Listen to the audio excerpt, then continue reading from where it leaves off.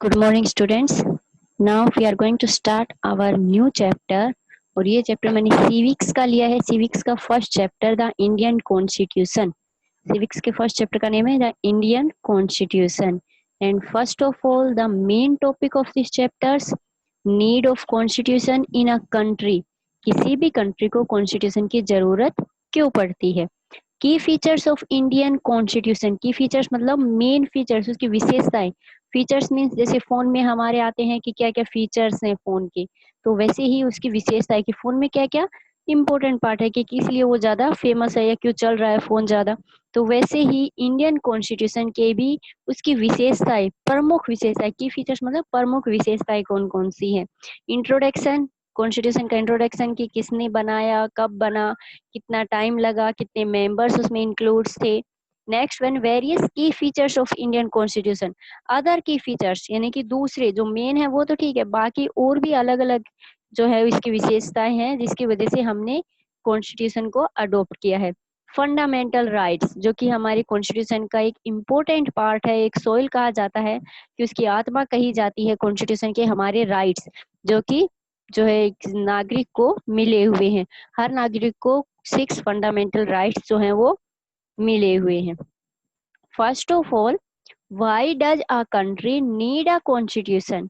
किसी भी कंट्री को कॉन्स्टिट्यूशन की जरूरत क्यों होती है। First of all, what is the meaning of constitution. Constitution का मीनिंग क्या है। आई थिंक 6 7 में आ चुका है, ये सिविक्स में आ जाता है। हमारा सिविक्स जब स्टार्ट होती है 6 क्लास से, तभी से हमारा कॉन्स्टिट्यूशन, डेमोक्रेसी, ये सब कुछ आ जाता है। दोबारा से एक बार रिपीट कर रही हूँ, कॉन्स्टिट्यूशन क्या है।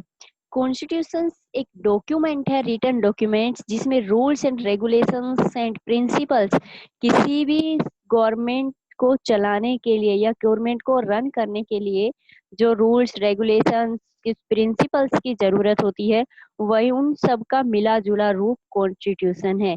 It means a written documents, एक रिटन डॉक्यूमेंट्स है जिसमें हमारी कंट्री की गवर्नमेंट किस तरह से रूल करेगी, पब्लिक को कौन कौन से राइट्स होंगे, उनकी ड्यूटी होंगी, किस मिनिस्टर्स को या किस डिपार्टमेंट को कितनी पावर दी गई है, कितनी लिमिटेशंस हैं उसके ऊपर, किस क्राइम के लिए क्या पनिशमेंट है, वो सब कुछ हमारे कॉन्स्टिट्यूशन में दिया गया है। It is called constitution, a written document. इसमें क्या आता है, ए रिटन डॉक्यूमेंट। कॉन्स्टिट्यूशन का मीनिंग होता है अ रिटन डॉक्यूमेंट्स। आपको याद होना चाहिए कॉन्स्टिट्यूशन क्या है। एक रिटन डॉक्यूमेंट है जिसमें हमारे रूल्स एंड रेगुलेशंस इंक्लूड किए गए हैं, जिसके अकॉर्डिंग हमारी गवर्नमेंट जो है वो अपना काम करती है। ये हमारा कॉन्स्टिट्यूशन है। फर्स्ट ऑफ ऑल, जरूरत क्यों पड़ती है, सबसे पहले कि हमें कॉन्स्टिट्यूशन की जरूरत क्यों पड़ती है। A constitutions help serve as a set of rules and principles। आ गया पहले ही, कॉन्स्टिट्यूशन जो है वो रूल्स एंड प्रिंसिपल्स का एक सेट होता है। प्रिंसिपल्स मतलब सिद्धांत, यहाँ पर प्रिंसिपल्स की स्पेलिंग आपको पता होगा अलग अलग होती है। That all person in a country can agree upon as the basic of the way in which they want the country to be governed। Person जो है, व्यक्ति जो है, हमारी पब्लिक जो है वो एग्री होती है उन रूल्स उन प्रिंसिपल से, जिसकी वजह से हमारी जो गवर्नमेंट है वो गवर्न करती है, यानी कि रूल्ड करती है देश के ऊपर, कि वो जो पब्लिक है वो उससे खुश है या उससे एग्री है। और कॉन्स्टिट्यूशन उसको हेल्प करता है कि उसको किसी भी कंट्री को किस तरह से गवर्न करना है। The constitution also define the nature of a country political system।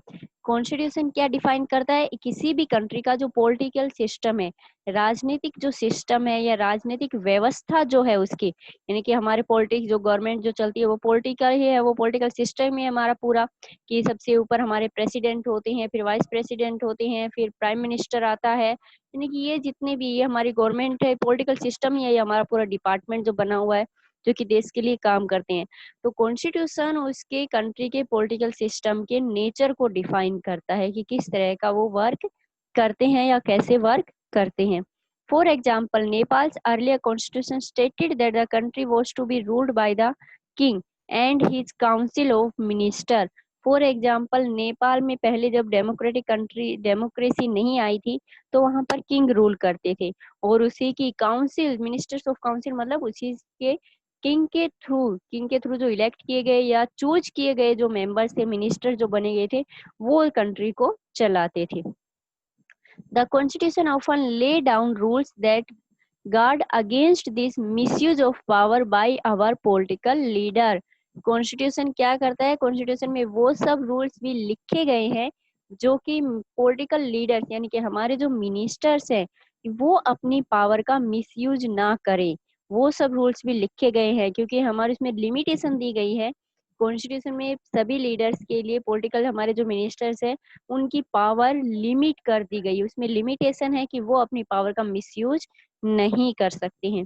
For example in the Indian constitution many laws contains in the section on fundamental rights. और उसका एक एग्जाम्पल है हमारे इंडियन कॉन्स्टिट्यूशन में जो फंडामेंटल राइट्स हमारे दिए गए हैं कि हमें अपनी गवर्नमेंट, अगर हमारी गवर्नमेंट जो है वो रनिंग गवर्नमेंट ढंग से काम नहीं कर रही है, ठीक से काम नहीं हो रहा है, तो पब्लिक उसका विरोध कर सकते हैं। उसका विरोध करने का पूरा हमें अधिकार है। अगर कोई मिनिस्टर अपना काम ढंग से नहीं कर रहा है तो भी पब्लिक उसके अगेंस्ट में खड़ी हो सकती है और गवर्नमेंट को उसको उसकी पोस्ट से हटाना ही पड़ेगा। हमारे पास ये राइट्स है। In a democracy, the constitution also ensure that a dominant group does not use its power against other less powerful people or groups।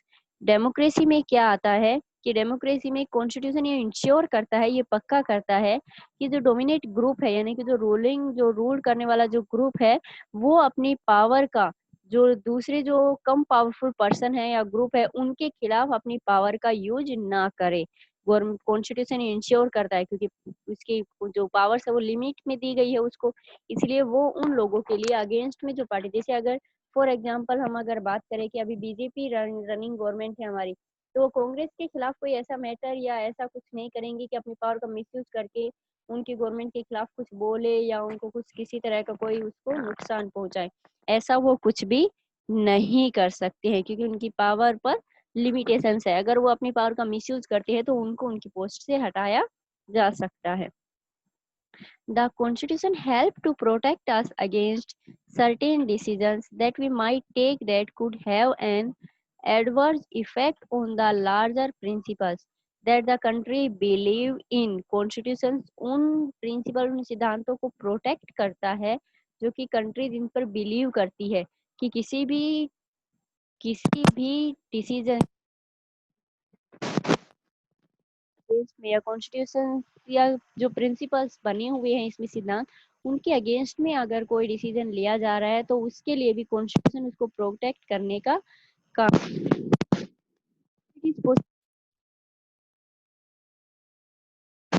come to strongly feel that party politics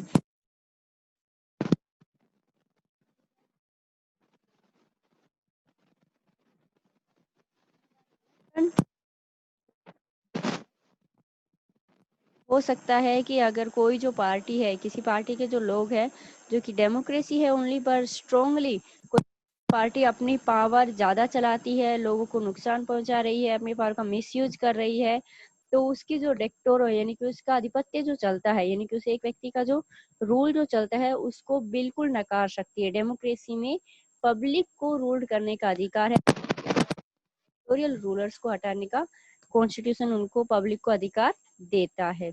इसीलिए constitution की जरूरत होती है। अगर हम easy words में अगर बात करें कि कॉन्स्टिट्यूशन की जरूरत क्यों है, क्योंकि किसी भी कंट्री को चलाने के लिए कुछ रूल्स रेगुलेशंस जरूरी है।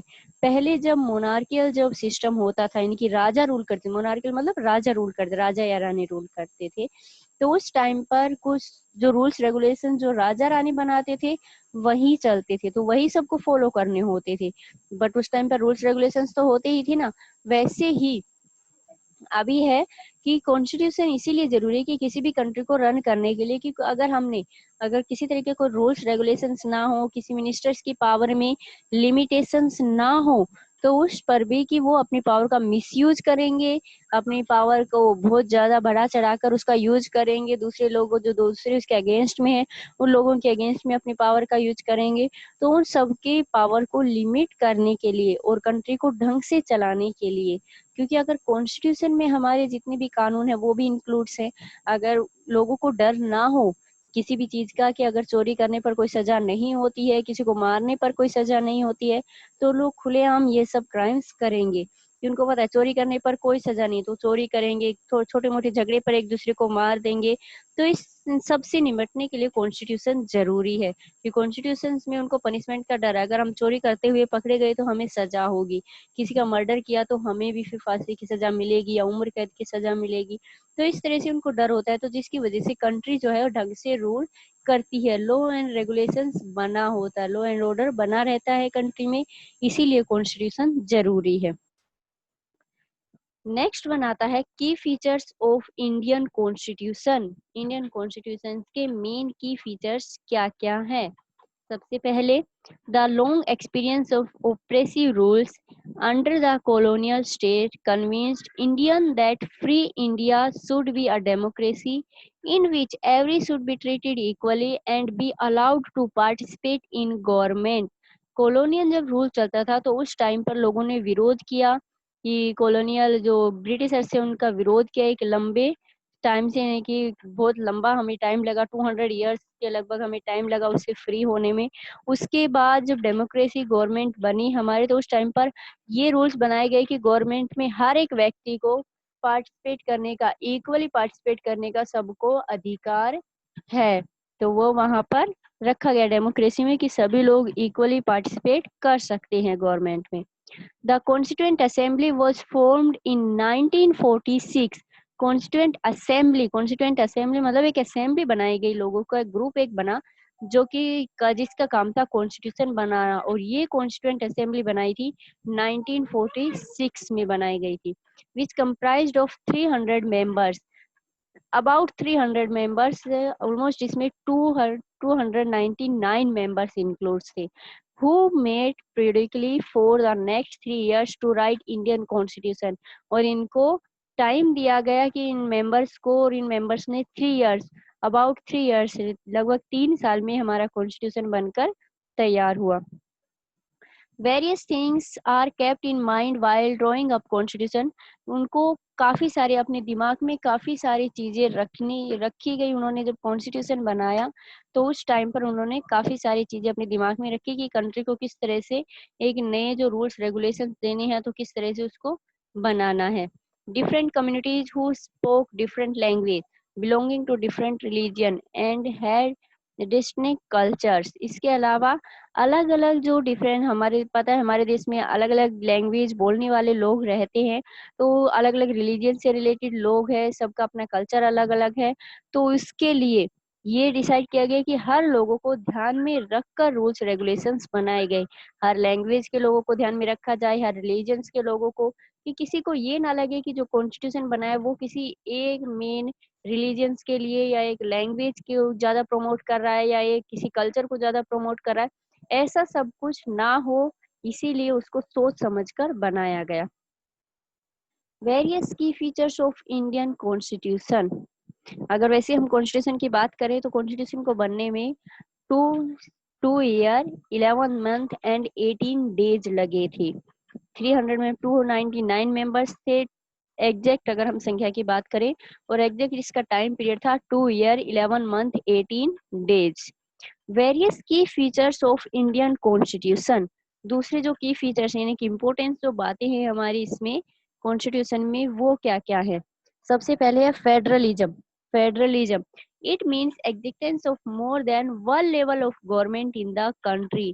फेडरलिज्म का मतलब है कि कंट्री ने या गवर्नमेंट ने अपनी पावर को जो है वो लेवल्स में डिवाइड कर दिया गया है। फॉर एग्जाम्पल हमारे central level, state level and local level government. जैसे अपने देश में भी चलता है कि अपने देश में किस तरह से चलता है कि स्टेट सेंट्रल गवर्नमेंट चलती है जो कि दिल्ली में है हमारा, फिर उसके बाद स्टेट गवर्नमेंट, कि स्टेट में जो है वो सीएम होते हैं, गवर्नर होते हैं, वो अपनी स्टेट गवर्नमेंट देखते हैं। पंचायती राज, गांव में पंचायत जो बनाई जाती है कि सरपंच ही है जो उस एरिया को जो है वो देखेगा। The constitution define the power of each government, और कॉन्स्टिट्यूशन हर गवर्नमेंट की पावर को हर गवर्नमेंट को उसकी पावर जो है वो देती है, उसको ये बताती है कि उसके पास कितनी पावर है और वो अपनी पावर का यूज कितना कर सकता है। Parliamentary form of government. Parliamentary form of government. Constitution of India guarantees universal adult suffrage. Universal adult suffrage का मतलब है कि हर व्यक्ति जो 18 ईयर या 18 ईयर से अप है उसको वोटिंग का राइट्स मिलना, वो होता है हमारा universal adult suffrage. For all citizen means that the people of India have a direct role in electing their representative, कि वो जो व्यक्ति जिसको वोटिंग का राइट्स मिला है वो डायरेक्टली अपने रिप्रेजेंटेटिव को चुनने के लिए जो है वो वोट डाल सकता है, यानी कि डायरेक्टली अपने रिप्रेजेंटेटिव को इलेक्ट कर सकता है कि गवर्नमेंट के काम में वो डायरेक्टली अपने पार्टिसिपेट कर रहा है वो। इट मीन्स क्या हुआ कि सभी लोग तो रूल नहीं कर सकते, अब इतनी ज्यादा पॉपुलेशन है तो इतनी ज्यादा पॉपुलेशन तो रूल कर नहीं सकती है, तो हम लोग क्या करते हैं अपने एरिया में से जो भी व्यक्ति खड़ा होता है इलेक्शन में, तो हम उसको अपने रिप्रेजेंटेटिव के रूप में, कि हमने उसको वोट दिया कि वो हमारे एरिया के लिए अच्छा काम करेगा, उसको हमने इलेक्ट करके पार्लियामेंट में भेजा है ताकि वो हमारी तरफ से बोल सके, हमने ही उसको इलेक्ट किया कि वो हमारे लिए ये काम करेगा, इसका मतलब वो हमारे थ्रू काम कर रहा है कि हम जो कहेंगे वही वो काम करेगा, तो हमारा जो पार्टिसिपेशन है वो डायरेक्टली माना जा रहा है। Also every citizen of the country irrespective of his her social background can also contest in election, और सिटी हर, यानी कि ये जरूरी नहीं कि ये जो इलेक्शन के लिए उनको जो राइट्स दिया गया है वो किसी पर्टिकुलर बैकग्राउंड को देखकर या रिलीजन को देखकर नहीं, हर व्यक्ति चाहे किसी उसका बैकग्राउंड कैसा भी क्यों ना हो या फिर उसको किसी भी रिलीजन से रिलेटेड क्यों ना हो, कोई भी व्यक्ति वोटिंग के लिए यानी इलेक्शन के लिए खड़ा भी हो सकता है और उसके अलावा वो वोटिंग भी कर सकता है। सेपरेशन ऑफ पावर, सेपरेशन का मतलब बंटवारा कर देना, पावर्स को बांट देना। According to the constitution there are three organs of the state, the legislature, the executive and the judiciary. Powers को भी हमारे कॉन्स्टिट्यूशन में इस तरह बनाया गया है कि हमने अपने जो ऑर्गन्स हैं, इनके ऑर्गन्स मतलब उसके जो पार्ट है, गवर्नमेंट के जो पार्ट है उसको भी डिवाइड कर दिया गया है, और ये थ्री पार्ट्स है, ये आपको याद भी रखने हैं, बार बार रिपीट होंगे, अभी आगे नेक्स्ट क्लासेस में भी आएंगे। Legislature, executive and the judiciary. Legislature का काम है कानून बनाना, इनका अलग अलग डिफरेंट डिफरेंट वर्क है और एक दूसरे के वर्क में किसी तरह से कोई इंटरफेयर ये नहीं करते, मतलब इट मीन्स क्या है, ये डिपार्टमेंट बना दिए हैं कॉन्स्टिट्यूशन में, ये डिपार्टमेंट से अलग अलग, और इनका क्या क्या काम है वो भी कॉन्स्टिट्यूशन में इंक्लूड किया गया है।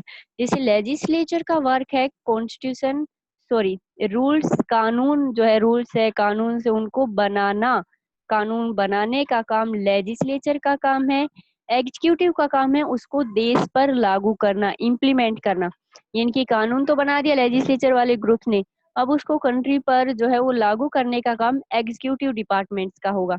एंड जुडिशरी का काम है उसको प्रोटेक्ट करना, अगर जो कानून लेजिस्लेचर ने कानून बनाए हैं और एग्जीक्यूटिव ने जिनको देश पर इम्प्लीमेंट कर दिया है, अगर कोई उन कानूनों को तोड़ता है तो उनके अगेंस्ट में जो कार्रवाई होगी वो जुडिशरी, जुडिशरी मतलब हमारा जो कोर्ट है वो सिस्टम इसमें इंक्लूड है कि वो उनको पनिशमेंट देगा अगर आपने कोई कानून तोड़ा है तो लोग पनिशमेंट के डर से कानून नहीं तोड़ते हैं। The legislature refers to our elected representative, legislature में हमारे इलेक्टेड रिप्रेजेंटेटिव होते हैं, यानी कि हम जिनको इलेक्ट कर कर भेजते हैं। पार्लियामेंट, पार्लियामेंट में हमारे जितने भी मिनिस्टर्स है, पार्लियामेंट लेजिस्लेचर का ही एक पार्ट है, क्योंकि हमारे जितने भी कानून बनते हैं वो पार्लियामेंट में ही बनते हैं। The executive are group of people who are responsible for implementing laws and running the government। और एग्जीक्यूटिव का काम क्या है, कानून जो बना दिए लेजिस्लेचर लेने की, पार्लियामेंट में जो कानून बन गए उनको इम्प्लीमेंट करना रिस्पॉन्सिबिलिटी उनकी होती है और गवर्नमेंट चलाने का काम।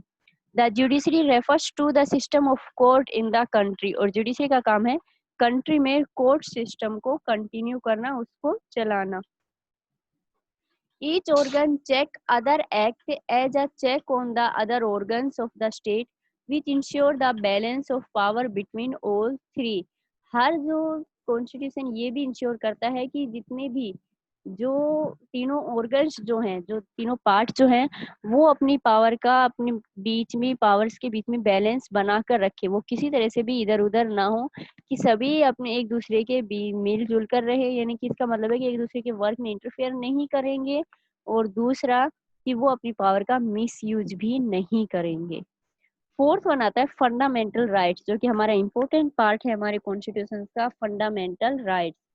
These rights protect citizens against the arbitrary and absolute exercise of power by the state। जो स्टेट की जो पावर है, यानी कि कंट्री की या गवर्नमेंट की जो पावर है, उसके अगेंस्ट में लोगों के अधिकारों की रक्षा करने का काम फंडामेंटल राइट्स करते हैं। These rights are given to individual against the state as well as against their other individuals. The Constitution also guarantees the rights of minority against the majority। Government ने क्या हमें 6 फंडामेंटल राइट्स दिए हैं। अगर आपको याद हो तो याद है, तो इस चैप्टर में आपका दिया भी और पीडीएफ में भी आप देख सकते हैं। राइट टू इक्वलिटी, ये चलो हम आगे पढ़ेंगे सारे राइट्स, 6 फंडामेंटल कौन कौन से राइट्स है, बट ये इंश्योर करता है हमारा कॉन्स्टिट्यूशन कि माइनॉरिटी जो ग्रुप है उसके अधिकारों की रक्षा करने का काम कॉन्स्टिट्यूशन का है, कि मेजोरिटी वाले ग्रुप से तो किस तरह से उनके राइट्स को, उनके अधिकारों की रक्षा कर सकती है। Secularism, a secular state is one in which the state does not officially promote any one religion as the state religion. Secular का काम होता है, सेकुलर मतलब क्या होता है वैसे, संप्रभुता, यानी कि सभी लोगों का इसमें, कि किस अपनी कंट्री का जैसे कोई एक धर्म नहीं है, रिलीजियन नहीं है, हम इंडिया को एक जो है वो इन हिंदू स्टेट नहीं बोल सकते, हिंदू राज्य नहीं बोल सकते, क्योंकि हमारे देश में हर रिलीजन के लोग इक्वली रहते हैं, उनकी पॉपुलेशन इक्वली है, ज्यादा नहीं है, ऐसे नहीं कह सकते। जैसे अगर हम बात करें फॉर एग्जांपल, पाकिस्तान को हम एक मुस्लिम राष्ट्र बोलते हैं, मुस्लिम नेशन है, नेपाल को एक हिंदू नेशन बोलते हैं, बट इंडिया को हम सेकुलर स्टेट बोलते हैं। सेकुलर स्टेट का मतलब है कि इसका कोई ऑफिशियल रिलीजियन नहीं है, सभी रिलीजियन को इक्वली रेस्पेक्ट दी जाती है, यहाँ पर अपना कोई ऑफिशियल ना बनाकर सभी रिलीजियन को इक्वल रखा गया है। India officially do not have Indian state to institute law and policies that help reduce the poverty of the masses. Sorry, India officially do not have any religion directive principles of the state policy. India का खुद का कोई religion, खुद का खुद का कोई religion नहीं है, धर्म नहीं है, सभी रिलीजन, सभी जितनी भी जो रिलीजन है उसको इक्वली रेस्पेक्ट करती हैं। Directive principles of state policy. This session ensure greater social and economic reform. It serves as a guide to the independent Indian state to institute law and policies that help reduce the poverty of the masses. उसके अलावा हमारे देश में, हमारे constitution में ऐसी policies भी बनाई गई हैं जिससे देश की इकोनॉमिक और सोशल जो कंडीशन है उसमें सुधार, और रिफॉर्मर्स भी बनाते हैं कि उसको देखने का काम करे कि कॉन्स्टिट्यूशन जो लॉ बनाए गए हैं, यानी कि अलग अलग पॉलिसी, जिस तरह से पॉलिसीज बनाई जाए जो देश में जो पॉवर्टी, गरीबी जो फैल रही है उसको दूर कर सके। नेक्स्ट वन आता है the fundamental rights in the Indian constitution includes. हमारे इंडियन कॉन्स्टिट्यूशन में कौन कौन से हमें राइट्स दिए हैं, उनका अगर हम जो है पढ़ेंगे। सबसे पहले राइट टू इक्वलिटी। एक तो आप लोगों को ये करना है, जितने भी इसमें राइट्स दिए गए हैं, right to equality, right to freedom, right against exploitation, right to freedom of religion, cultural and educational rights and right to constitutional remedies, ये आपको बिल्कुल हाथों पर याद होनी चाहिए, और सीक्वेंस के अकॉर्डिंग, ऊपर नीचे नहीं, कि हम ये नहीं कर सकते हैं कि राइट टू फ्रीडम पहले कर दे और राइट टू इक्वलिटी बाद में कर दे, नहीं, सीक्वेंस के अकॉर्डिंग ही इनको याद रखना है, क्योंकि आर्टिकल्स के अकॉर्डिंग इनको दिया गया है, तो विद आर्टिकल्स अगर हम इनको रीड करेंगे तो ये सीक्वेंस के अकॉर्डिंग ही होंगे, अगर आगे पीछे करेंगे तो आर्टिकल्स भी आगे पीछे हो जाएंगे। जैसे राइट टू इक्वलिटी हमारे आर्टिकल 14 टू 18 तक आते हैं। राइट टू इक्वलिटी का जो है राइट से हमें अधिकार जो है वो आर्टिकल 14 से लेकर और 18 तक उसको एक्सप्लेन किया गया है। All person are equal before the law. Right to equality का मतलब है कि कानून के सामने सभी व्यक्ति समान हैं। This means that all person should be equally protected by the law of the country. इसका मीनिंग क्या हुआ कि कंट्री में जो कानून बना हुआ है वो सभी को इक्वली ट्रीट करेगा, कि अगर जो भी कानून कोई तोड़ता है, तो अगर चाहे कोई गरीब व्यक्ति हो, मजदूर हो, काम करने वाला लेबर हो, चाहे कोई देश का कितना भी बड़ा सेलिब्रिटीज हो या मिनिस्टर हो, अगर किसी का मर्डर करने पर किसी को उम्र कैद की सजा है तो वो सभी को सेम ही होगी, चाहे वो कोई मजदूर हो चाहे कोई बड़ा सेलिब्रिटीज हो, कोई भी हो, पर कानून सबके लिए समान है कि मर्डर करने पर दोनों को सजा एक ही दी जाएगी, कि कानून के सामने सब व्यक्ति समान होते हैं। It also states that no citizen can be discriminated against on the basis of their religion, caste और सेक्स, यानी कि किसी भी व्यक्ति को उसके धर्म के आधार पर, उसकी कास्ट के आधार पर, उसके जेंडर मेल या फीमेल के आधार पर उसको जो है उसके खिलाफ किसी तरह का भेदभाव नहीं किया जाएगा। Right to freedom, right to freedom मतलब, फ्रीडम का मतलब क्या होता है? आजादी। तो हमें हर चीज की आजादी भी मिली हुई है। दिस इंक्लूड्स द राइट्स, और ये हमारा article 19 to 22, right to freedom का जो राइट्स है वो हमें आर्टिकल 19 से लेकर 22 तक है। This includes the right to freedom of speech and expression, the right to form associations. देखो, पहले right to freedom of speech and expression, कि हमें बोलने का और अपने व्यूज, अपने जो आइडियाज है वो एक्सप्रेस करने का अधिकार है, कि हम जो चाहते हैं कि हमें फ्रीडम मिलनी चाहिए बोलने की, बट वो बोलने के अधिकार हमें उतना ही है कि हमने सामने वाले के अधिकारों का हनन हम ना करें। इट मीन्स जो अधिकार हमें मिला हुआ है कि राइट टू स्पीच, हमें अधिकार है कि हम बोलेंगे, कि अगर कोई गलत काम हो रहा है तो उसके खिलाफ हम आवाज उठाएंगे, बट किसी को गाली गलौज देना, तो हमें सोचना पड़ेगा कि सामने वाले को भी वही अधिकार है, कि हम अगर एक बोलेंगे तो वो चार बोलेगा, क्योंकि वो भी तो अपने, उसको भी अपने अधिकार का पता है। इसलिए वो बोलने का मतलब है कि हम अपने अधिकारों के अगेंस्ट में अगर कहीं पर ये देखें कि यहाँ पर हमारे अधिकार जो है वो हमें से छीना जा रहा है, तो वहां पर हम बोल सकते हैं, अपने आइडियाज एक्सप्रेस करने का, अपने व्यूज बताने का। The right to form of association, अपने कोई ग्रुप बनाने का, चाहे वो किसी भी बेस पर हो, ऐसा जरूरी नहीं है कि कोई अपना रिलीजन ग्रुप नहीं बना सकता, अपने कास्ट का ग्रुप नहीं बना सकता है, बिल्कुल बना सकता है। डेमोक्रेसी में सबको इस बात की फ्रीडम दी गई है। The right to move freely and reside in any part of the country, कहीं पर भी घूमने फिरने की फ्रीडम मिली हुई है, और कहीं पर भी इंडिया के, अपनी कंट्री के किसी भी पार्ट में कोई व्यक्ति जाकर रह सकता है। कि ऐसा जरूरी नहीं कि गुजरात का व्यक्ति जम्मू कश्मीर में जाकर नहीं रह सकता है, बिल्कुल रह सकता है। जम्मू कश्मीर का व्यक्ति महाराष्ट्र में आकर भी रह सकता है, उसको कहीं भी जाकर रहने की परमिशन होती है। मूव फ्रीली करना, घूमने फिरने की, जैसे हम छुट्टियों में घूमने फिरने जाते हैं, अलग अलग जगह पर जाते हैं, तो हमें राइट्स है, कोई हमें मना नहीं कर सकता कि आप वहां पर जो है वो फ्रीली मूव नहीं कर सकते हैं। And the right to practise any profession, occupation और बिजनेस, और हमें इस चीज का भी अधिकार है कि हम कोई भी प्रोफेशन, कोई भी किसी भी डिपार्टमेंट में या कोई भी वर्क कर सकते हैं, किसी भी तरह का, और कोई भी बिजनेस जो हम करना चाहें। ये जरूरी नहीं कि जो हमारे फैमिली मेंबर्स जो करते आए हैं हम भी वही करेंगे, नहीं, वो हमारे ऊपर है कि हम क्या करना चाहते हैं। जरूरी नहीं कि डॉक्टर का बेटा डॉक्टर ही बनेगा, पंडित का बेटा जो है वो पूजा पाठ ही करेगा, ऐसा कोई जरूरी नहीं होता है।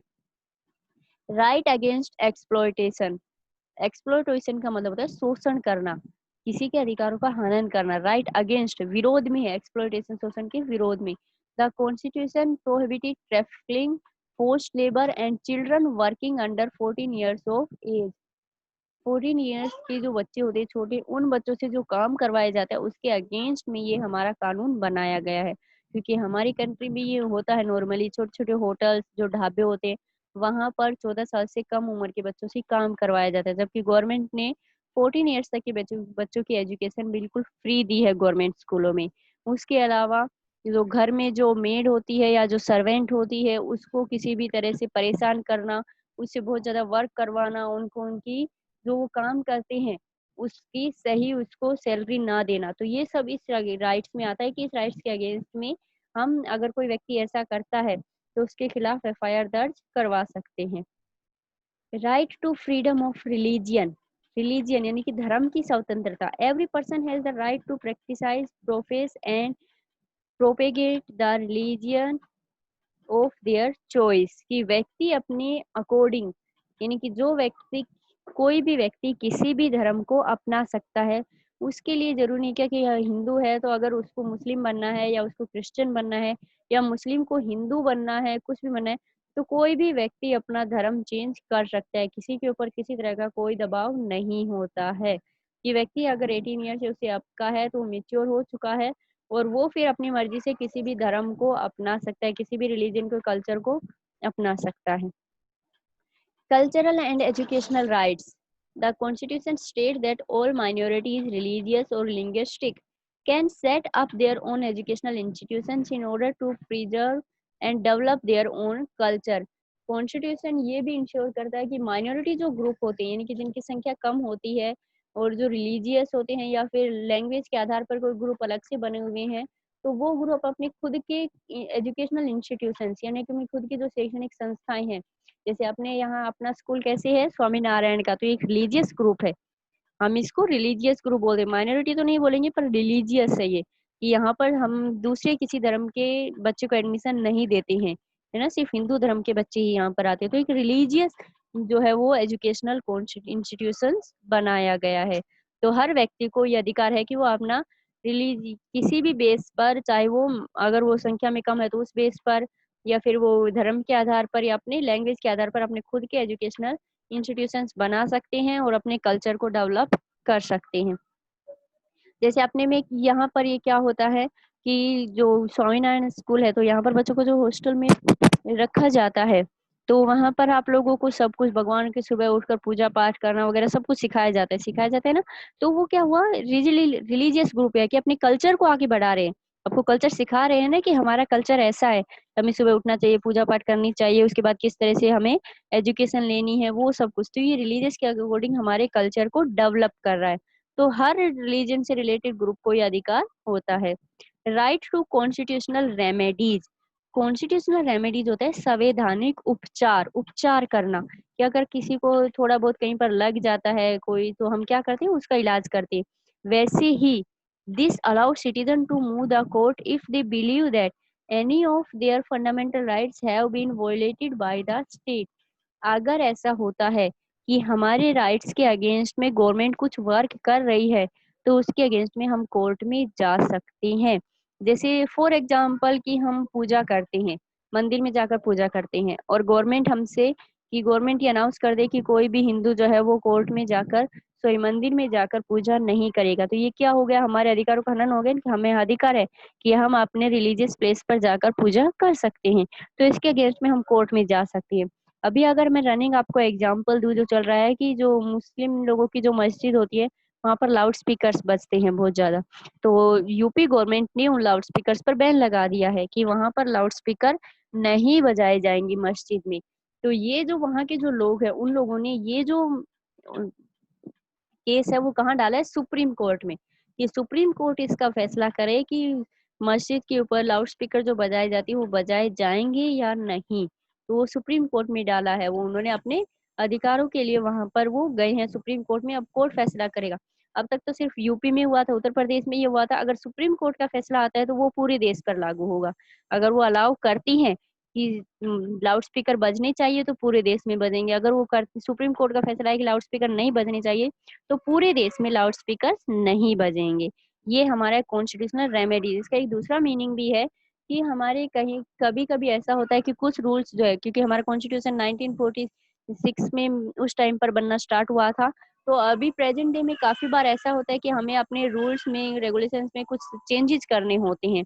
तो उन चेंजेस के लिए भी यही कॉन्स्टिट्यूशन काम आता है कि उसको सुधारना। जैसे हमारा पहले एक राइट टू प्रॉपर्टी हुआ करता था, जैसे राइट टू, बाकी जितने हमारे राइट्स हैं वैसे राइट टू प्रॉपर्टी का हुआ करता था, तो उसको हटाकर अभी नया एक हमारे इसमें आया नहीं है, एक नया जो है वो राइट्स भी इंक्लूड किया है, right to education. Right to education and right to information. Right to education का मतलब है कि जो भी बच्चा जिसकी एज 14 ईयर्स है वो उसको एजुकेशन लेने का अधिकार है। और राइट टू इंफॉर्मेशन का मतलब है कि कोई भी व्यक्ति किसी भी तरह की इंफॉर्मेशन कलेक्ट कर सकता है, कि अगर हम कहीं पर जॉब करते हैं तो उसके बारे में पूरी इंफॉर्मेशन, या हमारे जो मिनिस्टर्स है जिनको हमने इलेक्ट करके भेजा है उसके बारे में अगर हमें इंफॉर्मेशन चाहिए तो हम बिल्कुल कलेक्ट कर सकते हैं, ये हमें अधिकार है। तो ये हमारे कुछ राइट्स जो है वो दिए गए हैं।